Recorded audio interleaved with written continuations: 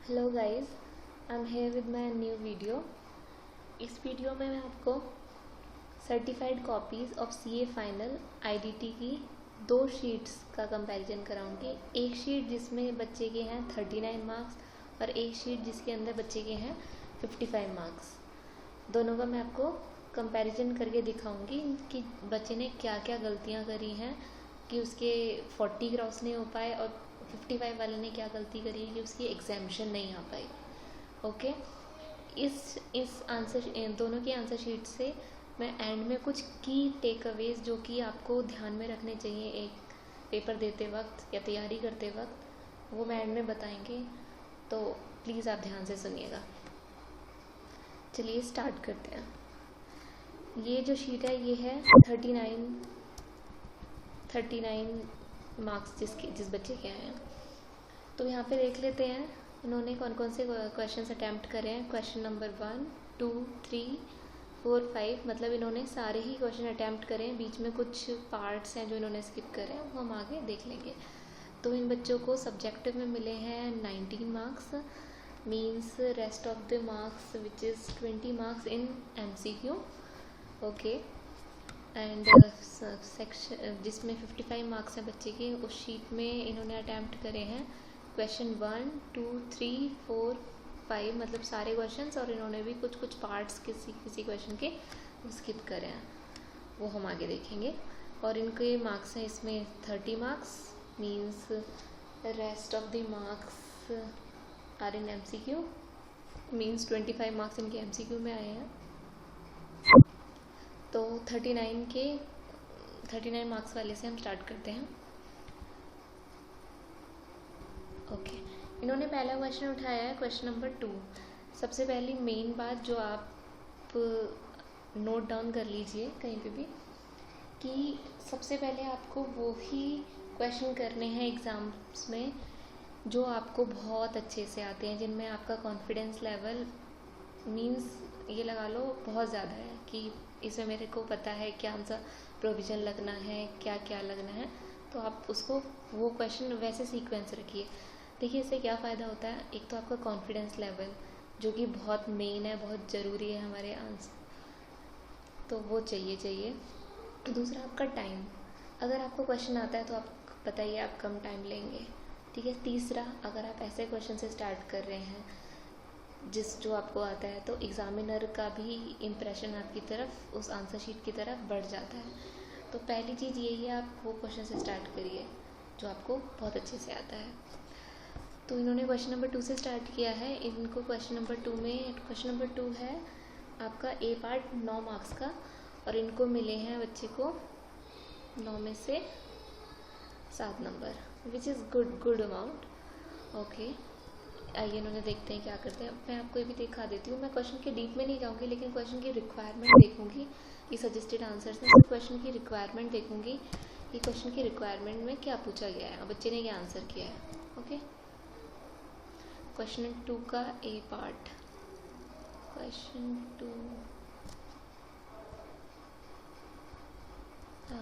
2 का ए पार्ट में पूछा हुआ है वैल्यू ऑफ टैक्सेबल सप्लाई। हमें टैक्सेबल सप्लाई निकालनी है, ये कोई एजुकेशनल सर्विसेज दे रहा है। ओके, तो आते हैं इस पे।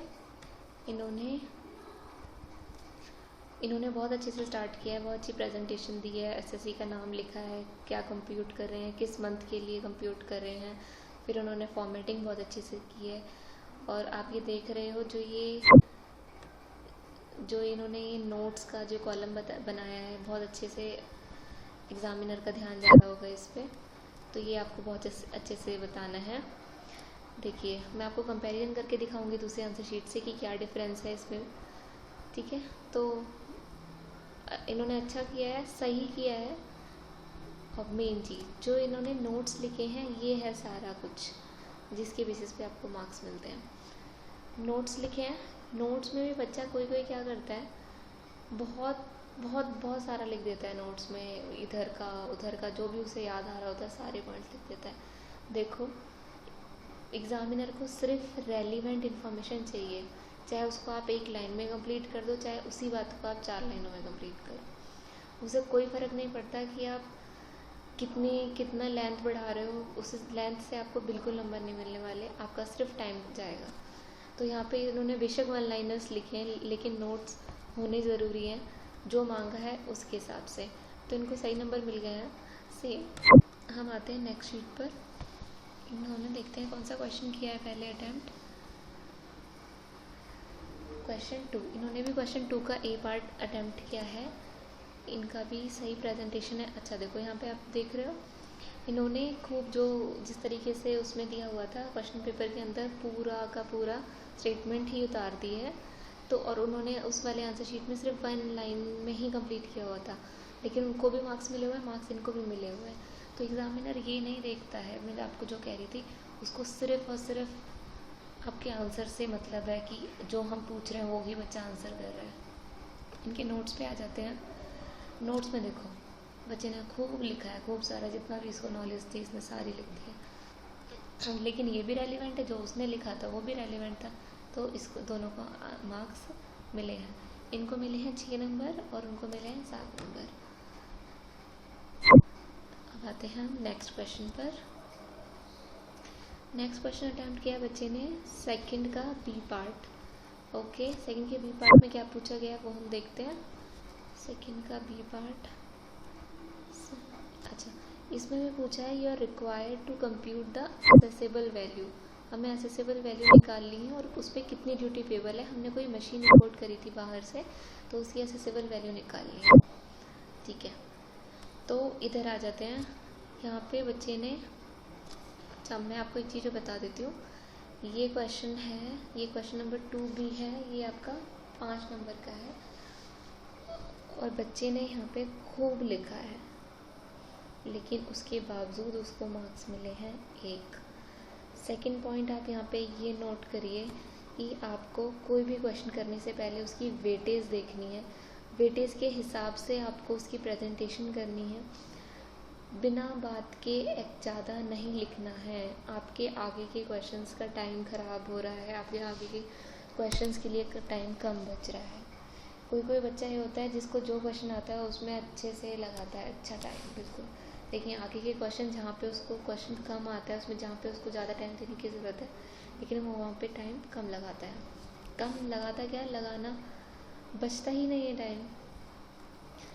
ठीक है, तो यहाँ पे जो ये फैक्ट्स और इश्यूज ये सब की ज़रूरत ही नहीं थी, वहाँ पे सिंपल आपसे पूछा गया था असेसेबल वैल्यू निकालिए और जो भी ड्यूटी पेबल है वो निकालिए।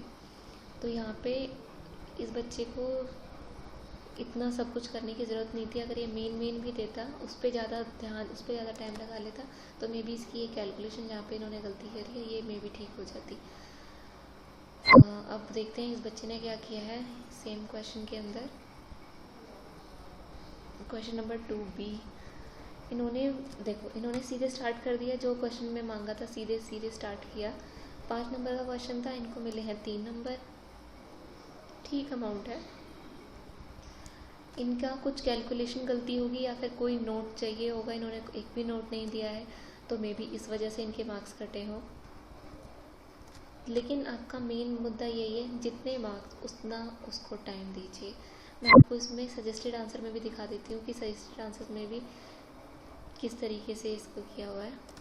ये रहा सेकंड का बी पार्ट, इसमें सिर्फ ये पोर्शन एक नोट देना था, सिर्फ ये नोट के बाद इन्होंने भी डायरेक्ट असेसेबल वैल्यू निकाली है।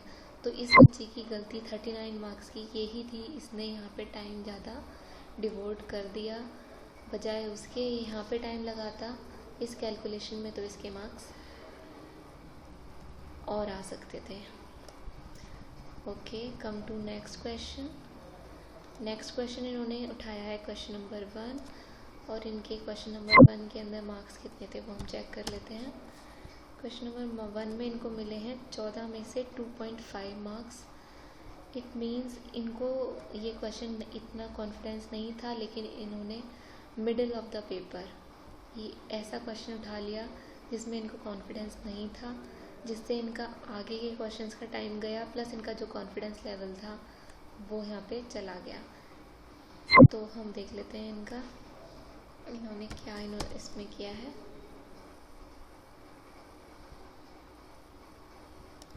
क्वेश्चन नंबर 1, हाँ, इसमें इनको पूछा गया हुआ है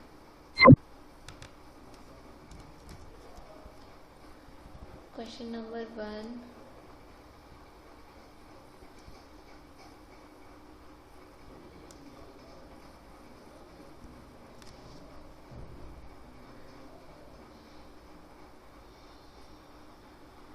यहाँ पे आपको पूरी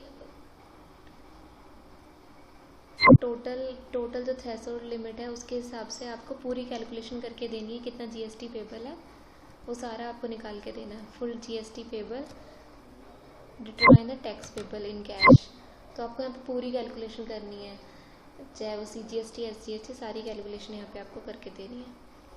ठीक है, तो बच्चे ने यहाँ पे क्या किया है, बच्चे ने इधर उसको जितना आता था उसने उतना किया है, फॉर्मेटिंग करी है, बनाया है, लेकिन उसको दिख रहा है क्वेश्चन के हिसाब से ही कि उसको ये कॉन्फिडेंस नहीं था इस क्वेश्चन के अंदर ने, स्टिल उसको मिस नहीं करना था, स्किप नहीं करना था ये क्वेश्चन, इस वजह से उसने ये क्वेश्चन किया ताकि बाद में उसका ये रह ना जाए। पर उसने ये सबसे बड़ी मिस्टेक करी है यहाँ पे। देखिए उसने खूब 3 पेज भरे हैं, 4 पेज भरे, लेकिन एट द एंड उनको सिर्फ 2.5 मार्क्स मिले हैं।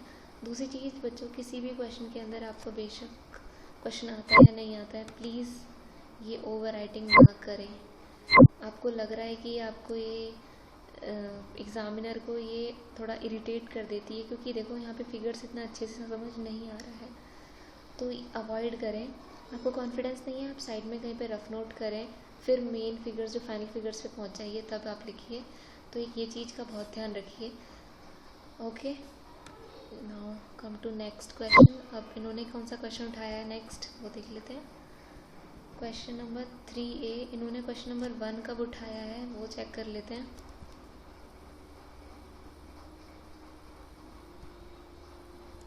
और भी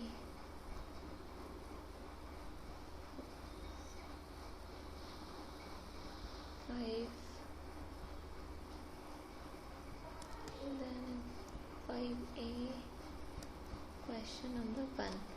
आप देखना, इस बच्चे ने जिसकी 55 मार्क्स आए हैं उसने ये सबसे अच्छी चीज़ करी है कि इसको इस क्वेश्चन के अंदर 14 में से 3 नंबर मिले थे। इट मीन्स इसको इसमें इतना कॉन्फिडेंस नहीं था, इसलिए इसने अपना कॉन्फिडेंस लूज़ नहीं किया और इसको एट द एंड जितना भी आता था अपने उस हिसाब से बचे हुए टाइम में किया। तो ये सबसे अच्छी चीज़ होती है, अपना टाइम वहाँ मत ख़राब कीजिए जिसमें आपको कॉन्फिडेंस नहीं है। इस बच्चे का ये प्लस पॉइंट था। अब आते हैं हम नेक्स्ट पे। Question number 4A। 4A के अंदर ये है 5 नंबर का 4A। 4A के अंदर क्या पूछा गया है वो देख लेते हैं।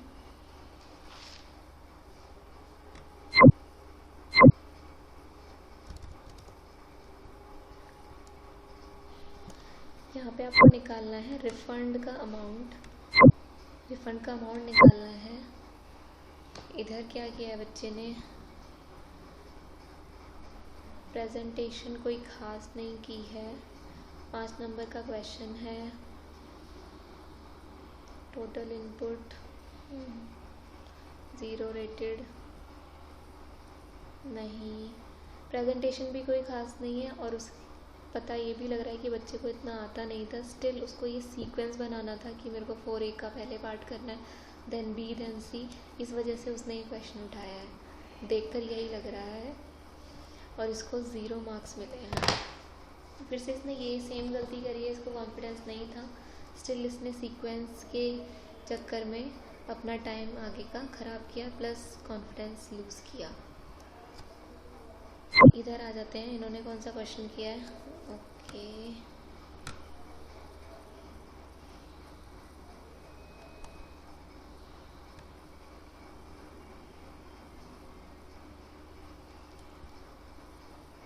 फोर ए उठाया है इन्होंने।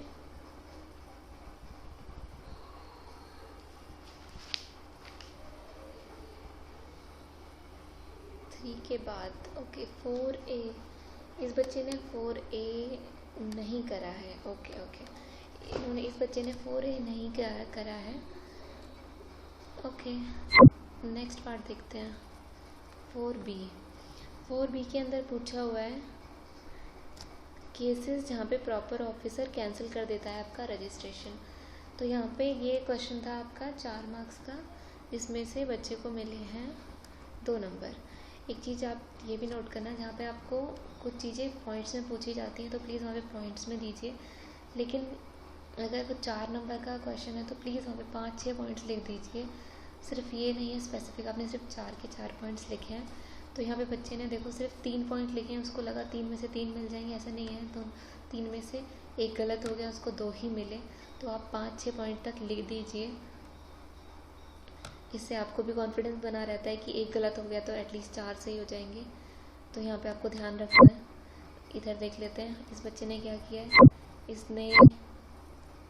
इसने ये आगे की इंट्रो लिखा है, ये सब लिखा है। इसकी रिक्वायरमेंट नहीं थी क्योंकि क्वेश्चन सिर्फ 4 मार्क्स का था। आप डायरेक्ट रीजन सर्कमस्टांसेस पे आ सकते थे। देखो इन्होंने कितने पॉइंट्स लिखे हैं, 4 पॉइंट्स लिखे हैं। 4 में से 4 इनको मार्क्स मिल गए हैं। तो आप ट्राई कीजिए 5, कोई भी जितने मार्क्स का है उससे 1-2 पॉइंट ज़्यादा ही लिखिए। ओके, 4 का B हो गया। अब नेक्स्ट देखते हैं कौन सा क्वेश्चन है। 4 का C पार्ट। 4 का C पार्ट है 5 नंबर का, और इनको मिले हैं 5 में से 1। 5 में से 1 नंबर, ठीक है। यहाँ पर हमें वैल्यूएशन निकालनी थी एज पर रूल 8। हमें मतलब बैकवर्ड कैलकुलेशन करनी थी इस क्वेश्चन के अंदर, और किया भी है बच्चे ने काफ़ी कुछ, पर मे बी प्रोविजंस में कहीं कमी थी। तो ठीक 1 नंबर मिला है। यहाँ से आप एक देखिए कि आपको प्रोविजंस की क्लैरिटी ज़्यादा होनी चाहिए। प्रोविजंस में आपकी पकड़ बहुत अच्छी होनी चाहिए। अगर आपकी प्रोविजंस में पकड़ है तो कोई भी टाइप का प्रैक्टिकल क्वेश्चन सॉल्व कर सकते हो। तो यहाँ पे प्लीज़ अपने प्रोविजंस को अच्छा करें। यहाँ पे देखते हैं बच्चे के 4C में कितने नंबर आए हैं। 4C इनको मिले हैं 5 में से 2 मार्क्स, कोई ज़्यादा नहीं है उस बच्चे से। तो यहाँ पे भी इनका प्रोविजंस कोई इतने पक्के नहीं थे, इस वजह से ये गड़बड़ हुई है। तो आप प्रोविजंस का प्लीज़ ध्यान रखिए। एक पॉइंट ये निकलता है, प्लीज़ अपने प्रोविजंस को अच्छे से याद कीजिए। कोई भी रूल है, प्रोविज़न है, अच्छे से लिखिए, अच्छे से याद करिए। हर क्वेश्चन के अंदर अप्लाई करके देखिए। बहुत सारे प्रैक्टिस करो, बहुत सारे क्वेश्चंस ट्राई करो। अब नेक्स्ट क्वेश्चन देखते हैं। क्वेश्चन नंबर 5 का A। 5 का A है 5 नंबर का, और उस बच्चे को मिले हैं 5 में से 1 नंबर, ठीक है। यहाँ पे इस क्वेश्चन के अंदर हमें टैक्स निकालना था। टैक्स का कितना टैक्स बनता है, कितना इंटरेस्ट बनता है और कितनी पेनल्टी बनती है, ये निकालना है हमें यहाँ पे। तो यहाँ पे भी आपकी प्रोविजंस की फुल क्लैरिटी होनी चाहिए थी, प्लस आपने बहुत अच्छे से प्रैक्टिस कर रखे हो, तभी आप यहाँ पे इसकी जो कैलकुलेशंस थी इंटरेस्ट निकालने की वो अच्छे से कर सकते थे। लेकिन यहाँ से क्वेश्चन को देख के पता लग रहा है कि बच्चा इतना क्लियर नहीं है अपने प्रोविजंस में, जिस वजह से वो सही से कंपटीशन नहीं कर पाया है और सिर्फ 1 नंबर मिला है उनको। प्लीज़ अपने अच्छे से प्रोविजंस की प्रैक्टिस करो। खासकर जो इंटरेस्ट वाले होते हैं वहाँ में थोड़ा सा घुमा के दे देते हैं ये क्वेश्चंस को। क्वेश्चन नंबर 5 का C, इन्होंने क्वेश्चन नंबर 5 का A करा ही नहीं है। ओके, नाउ नेक्स्ट पे आ जाते हैं। 5 का C, यहाँ पे आपको निकालना था, यहाँ पे आपको निकाला था कस्टम ड्यूटी निकालनी थी।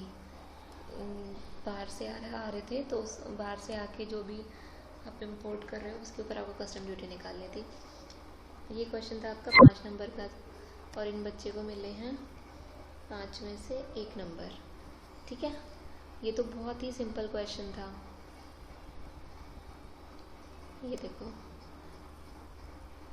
ये कोई प्रेजेंटेशन ही नहीं है। इससे पता लग रहा है कि आपने आगे वाले क्वेश्चंस में इतना टाइम दे दिया है कि आपको यहाँ पे थोड़ा सा भी अच्छे से प्रेजेंट करने का टाइम ही नहीं बचा आपके पास। आप आंसर देखते ही, इवन एग्जामिनर आंसर देखते ही पता लगा रहा है कि बच्चे का के पास यहाँ पे कम टाइम बचा हुआ है। वो सिर्फ अटेम्प्ट करने के चक्कर में कुछ भी जितना बहुत हो सके वो लिख रहा है सिर्फ यहाँ पे। तो प्लीज़ वो जो इस बच्चे ने पुराने क्वेश्चंस में गलती करी है वो गलती आप ना करें, वो ही क्वेश्चन पहले उठाएं। ये अगर आप ये सिमिलर क्वेश्चन अगर ये बच्चा पहले उठाता, इसमें इसको फुल मार्क्स मिल सकते थे, क्योंकि ये बहुत ही एवरेज क्वेश्चन था, बहुत ही इजी क्वेश्चन था। लेकिन बच्चा यहाँ पे अपना कॉन्फिडेंस लूज़ कर गया था, जिस वजह से इसको मार्क्स नहीं मिले हैं। इधर आते हैं, यहाँ पे इन्होंने सही किया है, इनको मिले हैं 5 में से 4 नंबर इस क्वेश्चन के अंदर। नोटिंग अच्छे से करी है, सही दिया है नोट्स, अच्छे मार्क्स 4 नंबर, क्योंकि सिंपल क्वेश्चन था ये। अपना टाइम बचाओ अच्छे क्वेश्चंस के लिए, इजी क्वेश्चंस के लिए। पेपर में बहुत परसेंटेज इजी क्वेश्चंस की भी होती है जो हम घबराहट में छोड़ देते हैं। अब आते हैं 3 का ए पार्ट। ओके, इसमें इन्होंने क्या निकालना था 3 के ए में?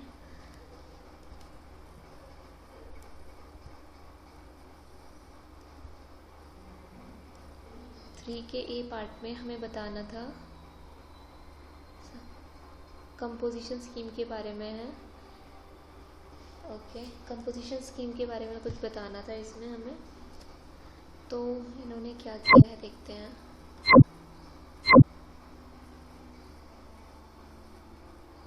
हाँ, ये कितने नंबर का क्वेश्चन था? ये क्वेश्चन नंबर है 5 नंबर का, और इनको मिले हैं 1 नंबर। देखो, फिर से यहाँ पे इनकी प्रोविजंस की प्रॉब्लम लग रही है।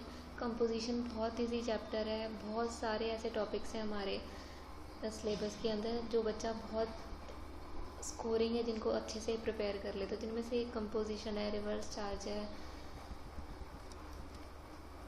तो यहाँ पे फिर से इनके पास टाइम नहीं था।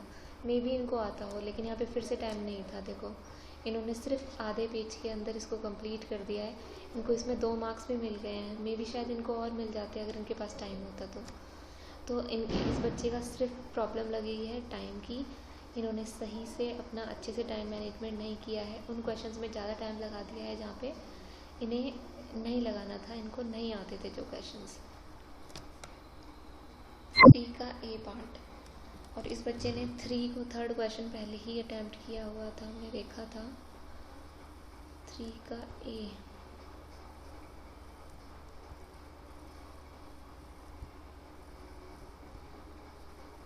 ये रहा 3 का ए। इस बच्चे को मिले हैं,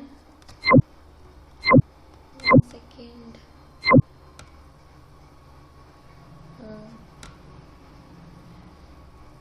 3 के ए में इस बच्चे को मिले हैं 5 में से 3 नंबर। तो इसने देखो सेक्शन 10 अच्छे से बताया है, जो फैक्ट्स हैं क्वेश्चन के वो बताए हैं, जो भी प्रोविज़न लगना चाहिए वो बताया है। इस बच्चे के पास टाइम था, इसने अपना सही से टाइम का मैनेजमेंट करा था, तो इसने अच्छे से किया है, अच्छे से लिखा है, मार्क्स मिले हैं इसको। तो सारा खेल आपका सिर्फ टाइम मैनेजमेंट का है, आपको किस तरीके से टाइम को क्वेश्चंस को देना है। नेक्स्ट क्वेश्चन पे आ जाते हैं, थर्ड का बी पार्ट। थर्ड का बी पार्ट इन्होंने शायद किया ही नहीं है, फिर से टाइम की कमी लग रही है, सिर्फ जो आ रहा है जैसे आ रहा है वो कर दिया है। मे बी इस बच्चे को सब कुछ आता हो, लेकिन इस बच्चे ने सिर्फ सारी गलती गलत क्वेश्चन गलत टाइम पर पिक करके उठा दिया है। ओके, इनको मिले हैं इसमें 2 मार्क्स, और 3 के बी में इनको मिले हैं 4 में से 4 मार्क्स। यहाँ पे आपको इनवॉइस वैल्यू निकालनी थी, सिंपल ही क्वेश्चन था।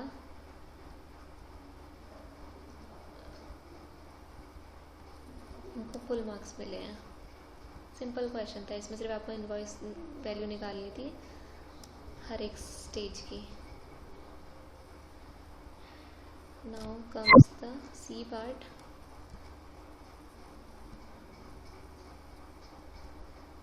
सी पार्ट इस बच्चे ने नहीं किया है, 39 मार्क्स वाले बच्चे ने. इन्होंने सी पार्ट किया है, इनको मिले हैं 5 में से 1 मार्क्स. ठीक है, नो प्रॉब्लम. जितना भी आता था उन्होंने इस बच्चे ने कर दिया है. ठीक है,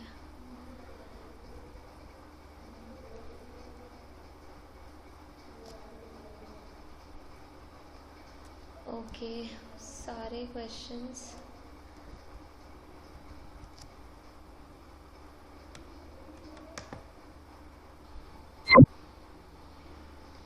हाँ, तो मैंने आपको सारे दोनों के हर एक क्वेश्चंस को कंपेयर करके दिखा दिया है. आपको समझ भी आ गया है कि क्या दोनों बच्चों ने गलती करी है. 39 मार्क्स वाले की गलती सिर्फ यही है, बच्चे को अच्छी नॉलेज है. स्टार्टिंग में उसने क्वेश्चंस में सेम मार्क्स लेके आया है जैसे 55 मार्क्स वाले बच्चे के आए हैं. सिर्फ इसने स्टार्टिंग में जहाँ से क्वेश्चन नंबर 1 इसने पिक करा है, जिन क्वेश्चन जिनमें इसको कॉन्फिडेंस नहीं था, सिर्फ वहाँ पे इसकी गलती है. दूसरा इसकी गलती ये थी कि इसने प्रोविजंस पे अच्छी पकड़ नहीं बनाई हुई है, जिसकी वजह से इसको यहाँ पर ना इसकी अच्छी से प्रैक्टिस है, जिस वजह से यहाँ पे इनको अप्लाई नहीं कर पा रहा था. सही से प्रोविजंस नहीं अप्लाई कर पा रहा था क्वेश्चंस में. दूसरी बात ये है कि आप इस वाले बच्चे ने प्रेजेंटेशन और आप इसकी थोड़ी सी राइटिंग भी देखिए. राइटिंग का भी है थोड़ा सा इम्पैक्ट. एग्जामिनेशन को प्रॉब्लम एग्जामिनर को एक प्रॉब्लम आती है क्वेश्चन आपका समझने में, तो प्लीज़ थोड़ा सा डिसेंट राइटिंग लिखें कि उसको थोड़ा सा सही से समझ आए. और दूसरी चीज़ जो मैं आपको इन दोनों कॉपीज से कुछ की टेक अवेज जो मैं आपको बताने वाली थी वो ये है. पहला है, आप प्लीज़ अपनी प्रेजेंटेशन पे ध्यान दीजिए. प्रेजेंटेशन के लिए आप सजेस्टेड आंसर्स देखिए. पुराने जो और बच्चों ने यूट्यूब पे वीडियोस डाली हुई हैं उनका प्रेजेंटेशन मेथड देखिए, जिनकी अच्छे मार्क्स वाली कॉपीज़, सर्टिफाइड कॉपीज़ डली हुई हैं.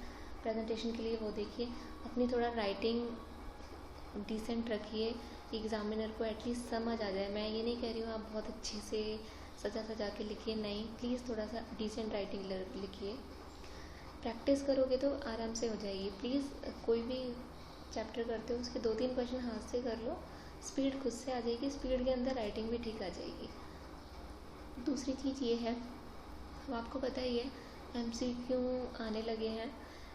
MCQ से कुछ बच्चों को फ़ायदा भी हुआ है और कुछ को नुकसान भी लगता है. लेकिन मैं ये कहूँगी अब तो आ ही चुके हैं, पढ़ना तो है ही. तो उसके लिए एक मेन चीज़ जो मैं आपको सिर्फ एडवाइस कर सकती हूँ कि जो आपको 15 मिनट मिलते हैं, ट्राई करें उसके अंदर अपना MCQs कवर कर दीजिए. जितने भी हो सकते हैं MCQs कवर कर दीजिए. उससे आपका जो कॉन्फिडेंस लेवल है वो बहुत हाई हो जाएगा. मीन्स अगर 30 में से आपके 15 MCQs भी बिल्कुल आपको लगता है कि मेरे बिल्कुल 15 ठीक है, तो आप ये लगा लीजिए 15 मार्क्स. बिल्कुल आपको कॉन्फिडेंस आ गया 15 मार्क्स के ऊपर. बचे आपको, जिस बच्चे को सिर्फ 40 के लिए टारगेट है, जिसका 60 के लिए बचे बाकी के मार्क्स, उसमें आपने वो क्वेश्चंस को रीड कर दो जिनमें आपको बहुत अच्छा कॉन्फिडेंस है. उन कॉन्फिडेंस से आप अपने विदिन 1.5 आवर्स के अंदर आपको 50 मार्क्स, एवरेज 50 मार्क्स का आपको पेपर कवर कर देना है. जैसे ही आपका 50 नंबर का पेपर हो जाएगा अपने हाथ से कॉन्फिडेंस के साथ, आप खुद फील करोगे कि आपका जो कॉन्फिडेंस लेवल है इतना बूस्ट हो जाएगा एग्ज़ाम में कि जो जिन क्वेश्चन से आपको डर लग रहा था कि मेरे को उतने 14 मार्क्स का नहीं आता है, वो वाला नहीं आता है, आप खुद आपका उसमें दिमाग चलना स्टार्ट हो जाएगा. तो प्लीज़ मेन पहला चीज़ आप प्रेजेंटेशन अच्छी रखिए. दूसरा है आप राइटिंग थोड़ा सही करिए. और 15 मिनट के अंदर ट्राई करो अपने MCQs जितने से जितने हो सके उनको खींच दो. फिर जैसे ही पेपर मिलेगा सबसे पहले विदिन 5 मिनट्स गोले मार दो जो आपको जिनमें कॉन्फिडेंस था. बाकी के बाद में कर लेना, लेकिन एटलीस्ट कुछ मार्क्स तो आपके सिक्योर हुए क्या होता है एंड में एमसीक्यू उठाने का, कि वहाँ पे 4 ऑप्शंस होते हैं, बच्चा कंफ्यूज हो जाता है। एक तो उसको टाइम का डर लग रहा होता है, प्लस वहाँ पे उसे जब कंफ्यूज हो जाता है तो कन्फ्यूजन में और गलत आंसर वो पिक कर लेता है। इसलिए ये एक ज़रूरी बात है जो बच्चा ध्यान नहीं करता है। और बस इतना ही। Hope you like the video. Please share करना जितना हो सके, जिस जिस बच्चे को हेल्प मिले। और आपको पसंद आए तो प्लीज़ कमेंट करना। मैं और किसी सब्जेक्ट के ऊपर भी बना सकती हूँ, तो आप प्लीज़ मेरे को बताएं आपको किस सब्जेक्ट की चाहिए। और प्लीज़ सब्सक्राइब करें चैनल को, शेयर करें। Thank you.